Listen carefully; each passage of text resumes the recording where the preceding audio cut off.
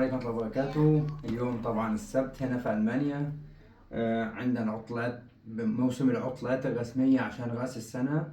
زوجتي كمان عندهم احتفال بكرة، احتفال هو بداية السنة، بداية الفترة الشتوية، بداية الشتاء عندهم، وعشان كده عندهم احتفال.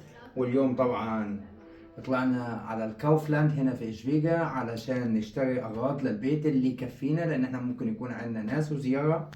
ونبدأ معاكم نوريكم اشترينا اليوم بحوالي 100 يورو. ايه اللي اشتريناه اليوم؟ زي ما انتم شايفين، أول حاجة 5 كيلو بطاطس، هنا كمان 5 كيلو بصل، هنا حوالي 3 كيلو استفندي. طبعا مع القعدة في البيت لازم يكون معاها التحلية بالشيبسات. هنا شيبس، وطبعا اليوم كان عليه تخفيض، فعشان كده يعني جبنا أنواع مختلفة من كل نوع. حاولنا إن احنا نشتري وننوع. طبعا لما يكون عندك زيارة مش كل الناس بتشتري نوع واحد. هنا كيس دقيق، ومعانا هنا دي طلع اشتريناه برضه اليوم كان عليه تخفيض دوت، زي حاجات للأطفال.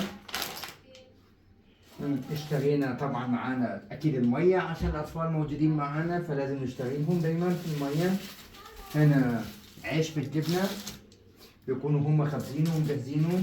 وطبعا مع القعدة في البيت والحاجات ديت ما فيش أحلى من هنا سكر، لازم يكون فيه شوكولاتات. وهنا السوداني جاهز هنا في ألمانيا طبعا موجود، كل الناس اللي عايشة في ألمانيا عارفين. هنا الشوكولاتة الملك هنا كان عليها تخفيض. طبعا احنا لسه ما خلصناش، لسه معانا الشنطة التانية برضه. هنا شيبسات، معانا هنا العيش اللي هو متقطع وجاهز. هنا البيض، هنا اللي هو زي الخبز اللي هو بتعمله سندوتشات، خبز السندوتشات اللي انت بتعمله دايما. اكيد طبعا للبنت لازم نجيب لها حاجه تحبها، ديت شبشب للبيت ان هي تلبسه وهي موجوده بالبيت. هنا اكيد مشروبات اغراض. الشبشب هنا طبعا لازم ينزل على الارض، بس هو لسه جديد يعني حتى لو على الترابيزه. هنا زبده، جبنه، وهنا الجبنه الصفراء. وما طبعا ما يخلاش معانا هنا اسمه يا ربي البوب كورن، ما اعرفش بالعربي بيقولوا ايه دلوقتي، نسيت الاسم. هنا الكيفي، هنا البان، طبعا اكيد اللبن عشان القهوه والحاجات. هنا السوداني جاهز طبعا بالملح. هنا اكيد طبعا السوداني بالسكر، اكيد لازم الحاجات ديت لازم تكون موجوده بالبيت. وهنا الخبز اللي هو بالسمسم، طبعا احنا بنقطعه على الماكينه. انا ممكن هنزل لكم فيديو ان شاء الله ازاي تشتريه وازاي بتقطعه على الماكينه. ادي اول شنطه خلصت، لسه معانا كمان حاجات.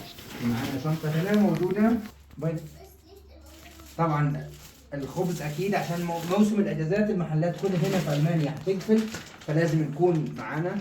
هنا طبعا سمك جاهز مجمد. هنا اكيد لازم المشروبات معاها. وهنا الكاكي، حاجه كده لزوم السهرات والقعده في البيت. هنا معانا الليمون.